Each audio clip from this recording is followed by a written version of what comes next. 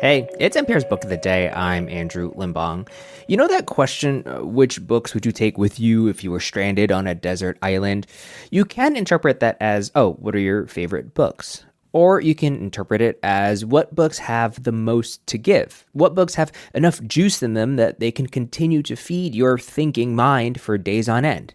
Author Madeleine Thien's new novel, The Book of Records, takes this question very seriously. In it, a father picks up 3 books before embarking with his daughter on a long journey, and they are books that Thien herself has spent years reading and wrestling with. She talks to NPR's Shapiro about what she inherited from these writers. That's ahead. This message comes from Carrier, committed to providing climate and energy products and services to help enhance lives. More information is at carrier.com. Carrier, for the world we share.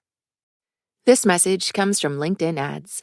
Target your buyers by job title, company, role, and skills with LinkedIn Ads. All the professionals you need to reach in one place. Get a $100 credit on your next campaign at linkedin.com/results. Terms and conditions apply.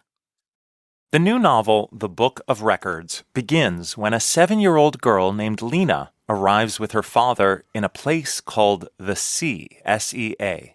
It's buildings that are a waystation for people who are fleeing one place and trying to make a home elsewhere. And usually people just stay there for a day or two, enough to touch land, and then begin their journey again. Author Madeleine Thien told me she wanted to set her novel in a place that is not a natural home, somewhere different centuries might converge. 3 historical figures eventually enter the story. They come from different places and different eras. There were many people I hoped would come and accompany Lina and her father. Her father only takes 3 books off the shelf. They have to leave in a hurry. He grabs 3 books that he tells her looked like the most unread, the ones that might withstand 1,000 readings, something that maybe she would be able to live within for a longer amount of time. And they happen to be these 3, Hannah Arendt, Baruch Spinoza, and the Chinese poet Du Fu, all from different centuries. And I chose them because they were thinkers I had lived with for a long time, who had taken root in me, and probably their ideas had flowed through me in ways I could see and couldn't see.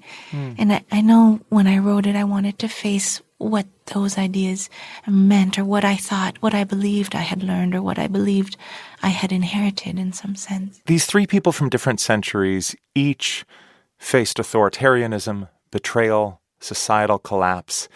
And I've heard you say that all 3 of them still tried to hold on to love for the world. What do you think the secret is to holding on to love for the world in the face of all of that?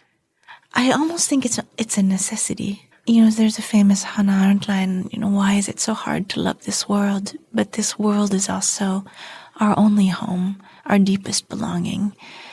And so to face what we are within it, what it gives us, what it brings us, how it shapes us, I think all 3 understood that if they were going to preserve what was most dear to them, to hold everything dear, they had to love it first before knowing how to survive it as well. Does that come naturally to you? Or is one of the reasons you turn to these writers and thinkers so often is that they have been able to do something you struggle to do? I think you've named it, yes.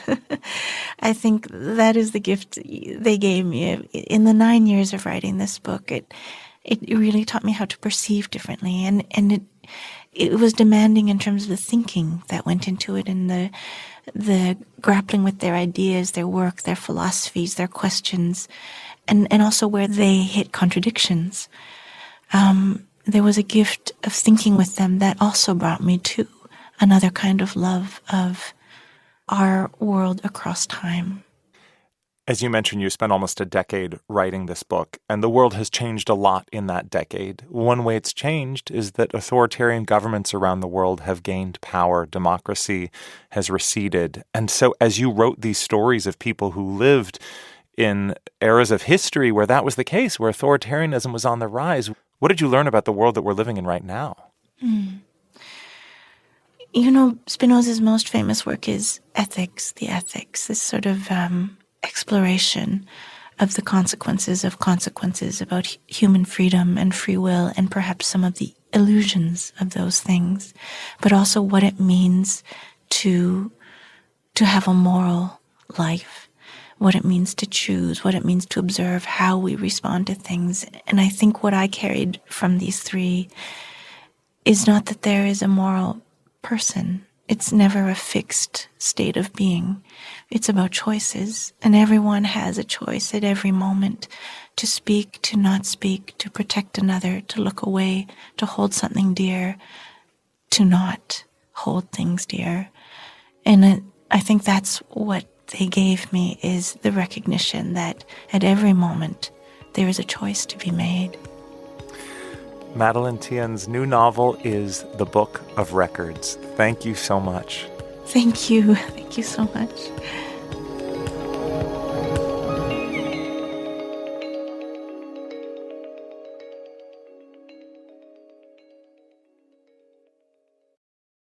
Support for NPR and the following message come from IXL Online. Is your child asking questions on their homework you don't feel equipped to answer? IXL Learning uses advanced algorithms to give the right help to each kid, no matter the age or personality. One subscription gets you everything. One site for all the kids in your home, pre-K to 12th grade. Make an impact on your child's learning. Get IXL now. And NPR listeners can get an exclusive 20% off IXL membership when they sign up today at IXL.com/NPR.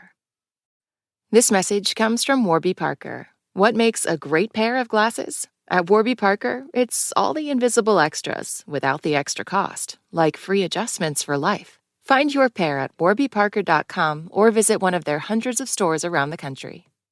This message comes from NPR sponsor Rosetta Stone, an expert in language learning for 30 years. Right now, NPR listeners can get Rosetta Stone's lifetime membership to 25 different languages for 50% off. Learn more at rosettastone.com/NPR.